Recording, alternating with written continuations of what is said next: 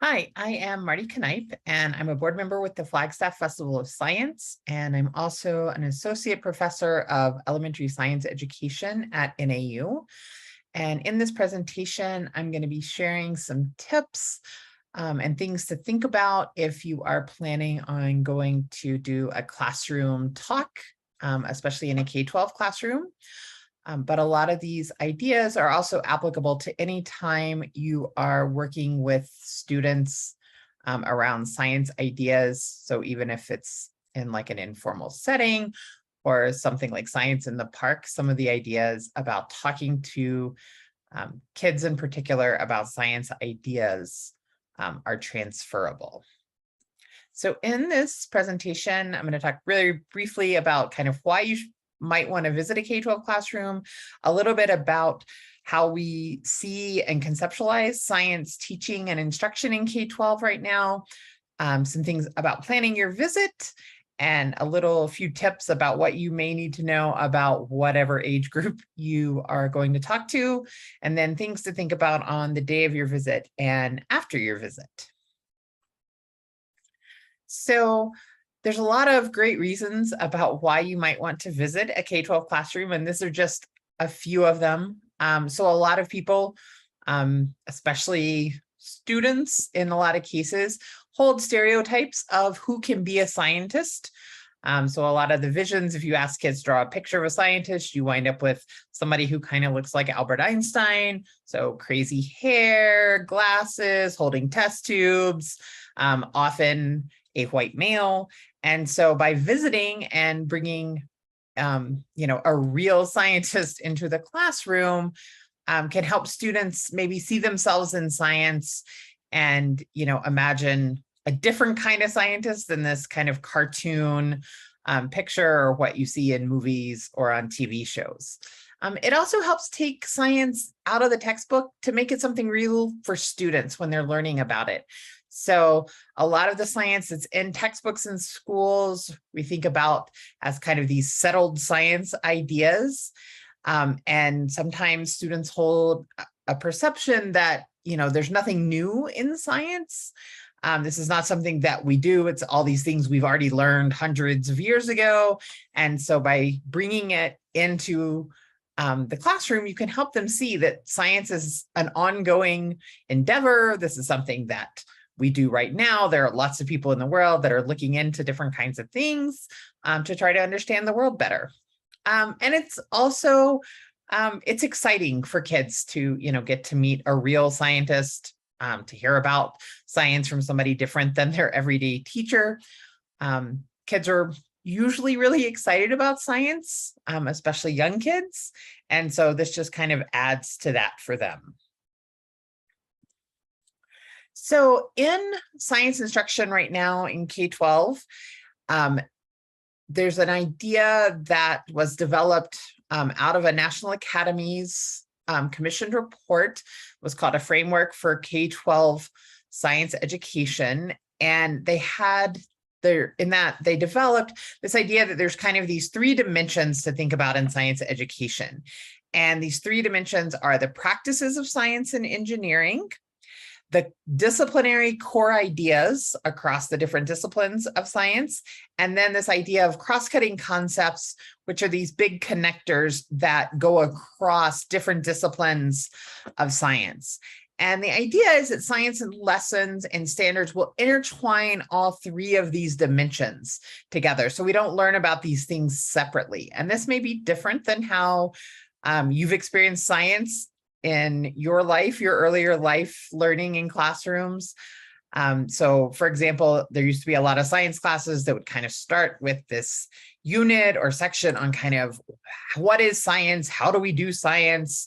And they would talk about these skills, sometimes called science process skills, that were, how we do science. So it was things like analyzing data, making observations, classifying, making graphs, all of those kinds of things. And they were often taught kind of decontextualized from actual science. So students would just do kind of an exercise about graphing data, but the data would just be made up data that didn't really have any connection to what they had been doing or were doing in science.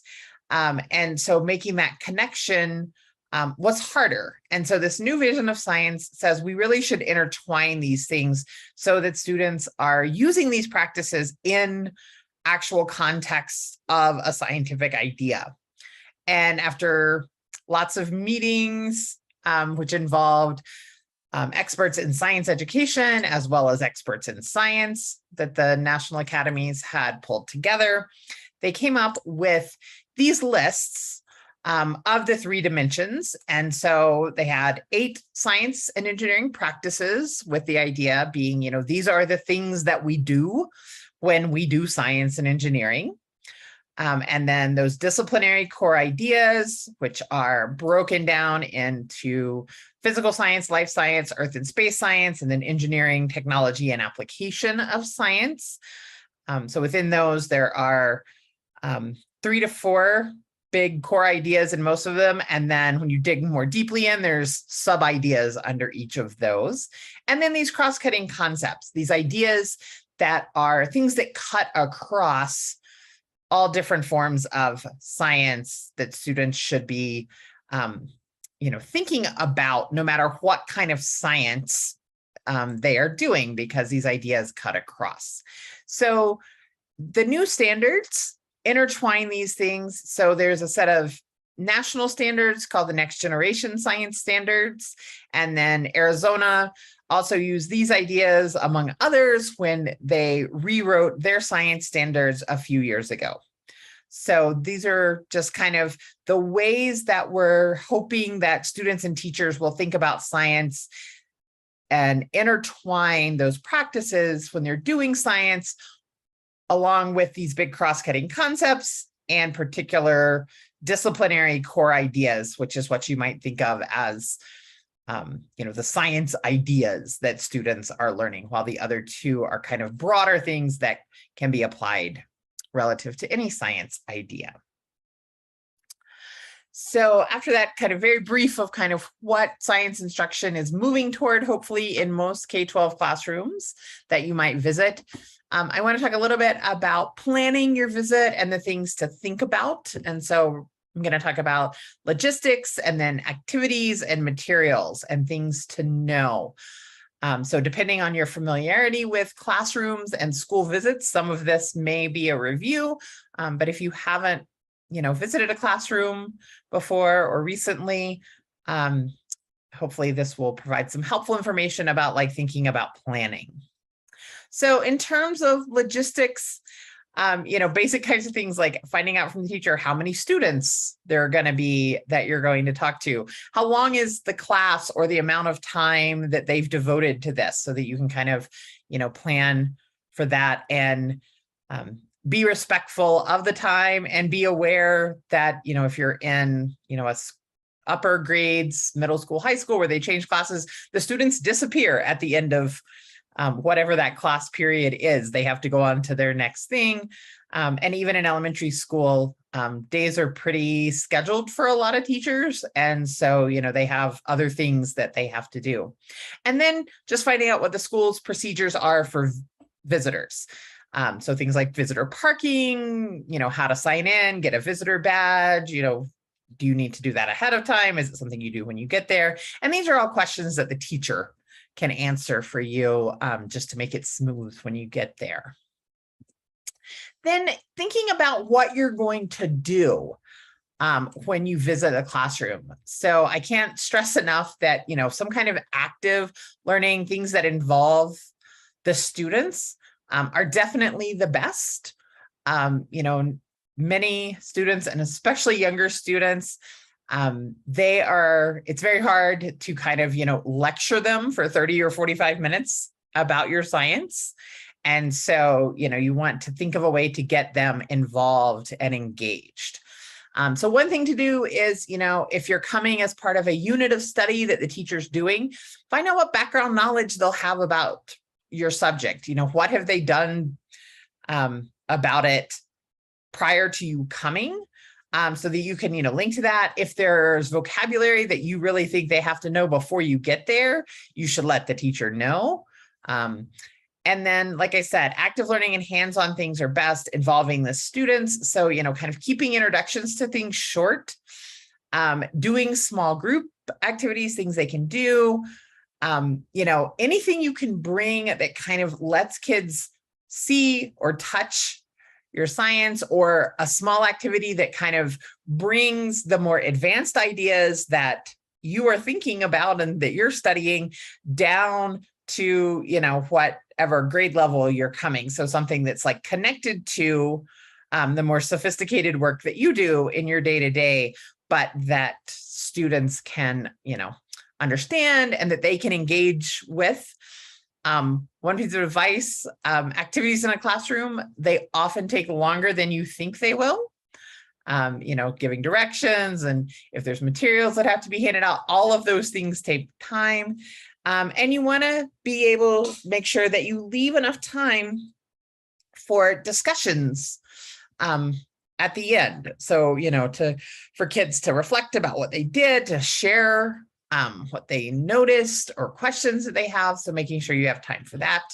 And if you are planning to do an activity with the teacher, with the students, make sure you discuss it with the teacher. And, they may be able to give you some advice on what will work well with their students, or, things that they have experience with. The other thing that it's really important to chat with the teacher about, if you're going to plan some kind of hands-on active thing, are the materials that you're going to need. So in the school classroom, you can't assume that there will be what you need is there. There's no kind of standard set that every classroom has for things. So this is another place to talk with the teacher before you go. If there's particular materials or equipment that you want students to have access to make sure that they do.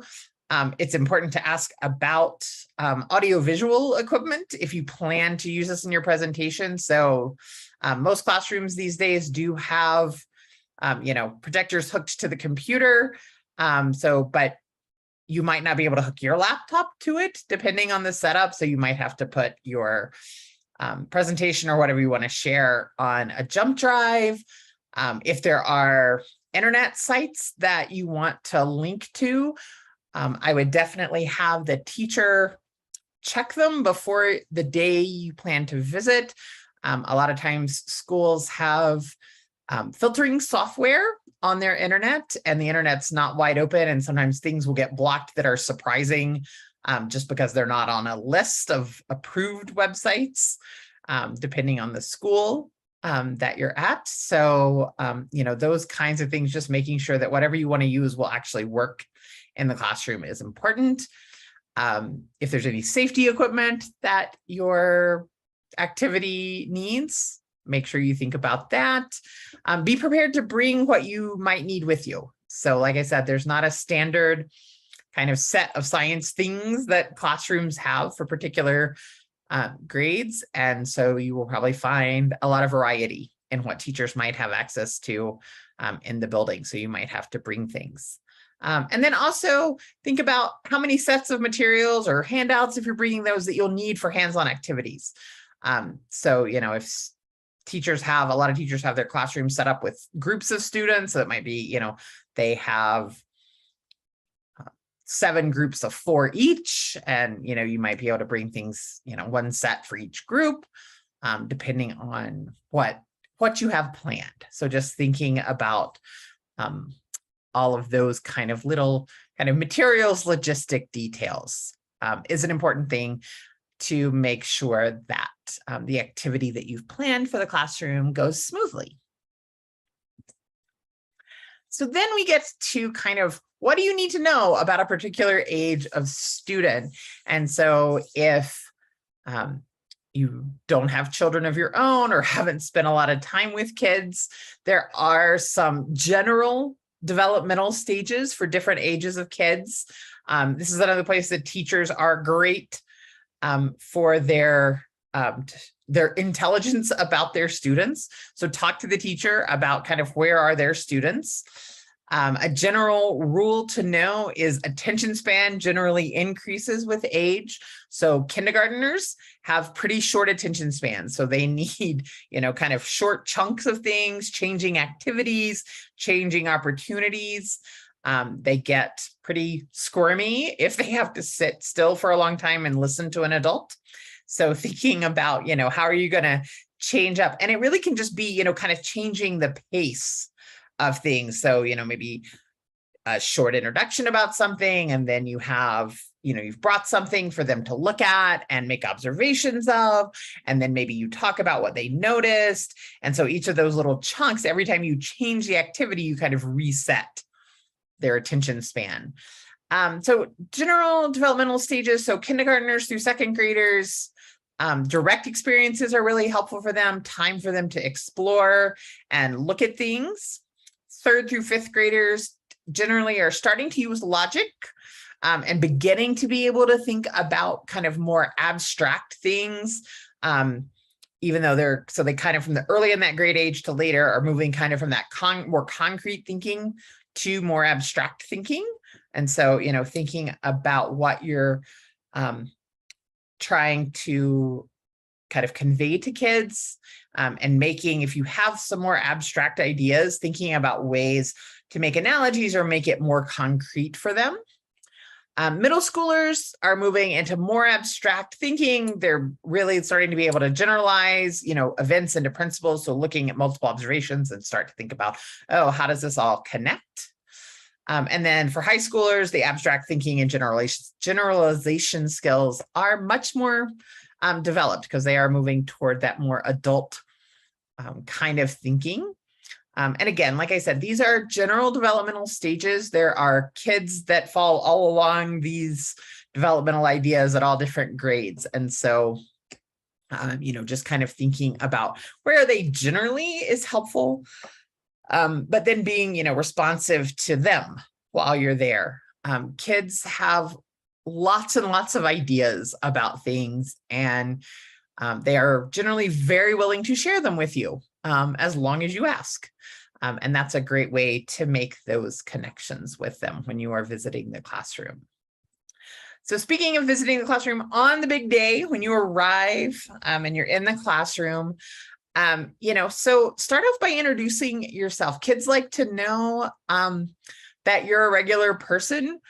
So sharing what you do, how you became interested in science, tell a story about, what kind of hooked you into, whatever kind of science you do, because you might become that thing for some students in the classroom, because, you may share a kind of science that they didn't even know about, and they are really, really interested in it.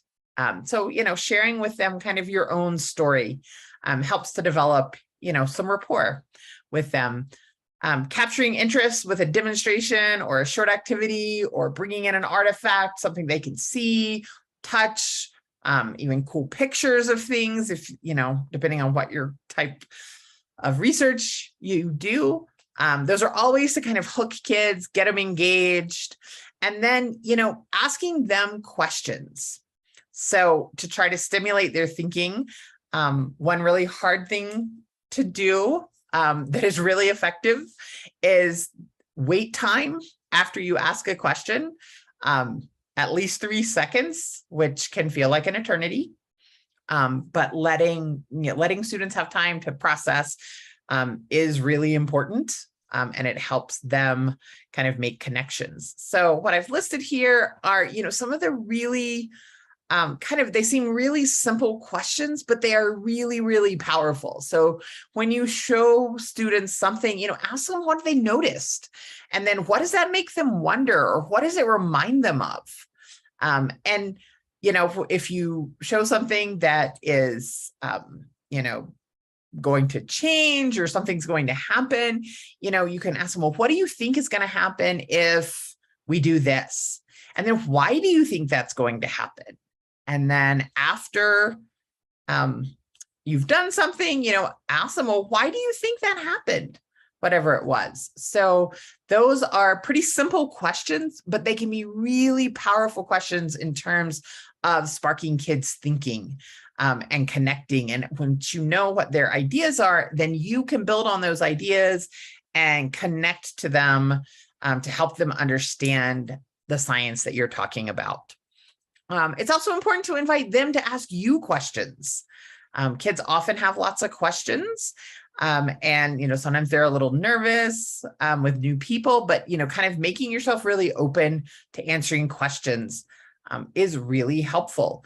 I would advise with younger kids, you might set aside, certain times. So you might pause and have like a few minutes for questions to help them keep them in their mind. So, if you do like a whole big long thing and then you ask for questions, sometimes they might have forgotten what they wanted to ask you earlier. But also if you leave it really open-ended, you could wind up doing nothing but answering questions the whole time. So kind of setting like, I'm going to take 2 questions right now is one way to kind of manage that idea.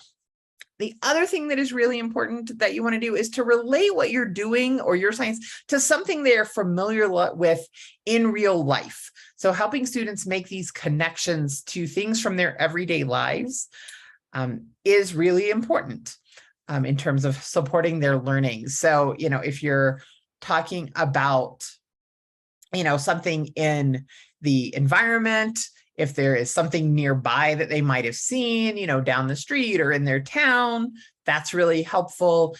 If you are, talking about health-related things, a lot of times, if you can refer to like, have you ever experienced something that's connected to whatever it is you're talking about, that can help students make a connection. So anytime you're able to do that, and real life can also be if there's somebody who's done something related to your science and it was in a movie or a TV show that students might have seen, you might say, hey, do you remember in that movie when they did this? Well, what I'm talking about is kind of like connected to that in the real world way, rather than the Hollywood magic kind of way. So thinking about that can help students understand what you're talking about, and also will help them remember it because you've connected it to something that's kind of already part of their day-to-day lives.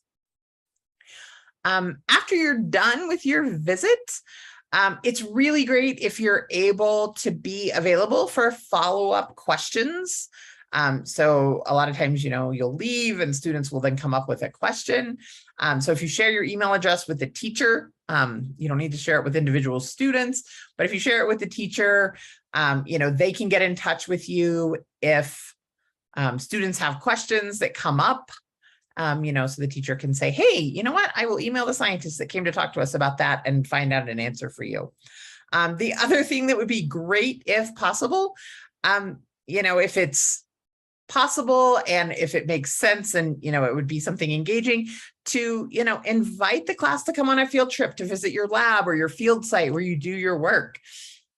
So kind of to extend that piece of like bringing them into science and helping them see like what is it really like to work as a scientist, because that's something that a lot of students might not have a vision of in their head unless they have, family members who are scientists that they may have visited at work, but, for them to be able to see like, what does it really look like?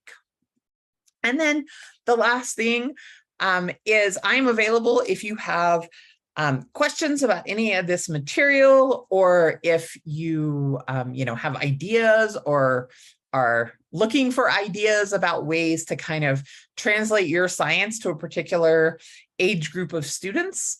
I have access to a lot of resources and a lot of ideas from my own teaching experience in K-8 schools where I worked for 13 years before I went into higher ed. And so if there's anything I can do to help support you in bringing your science to schools, please don't hesitate to get in touch. Thanks.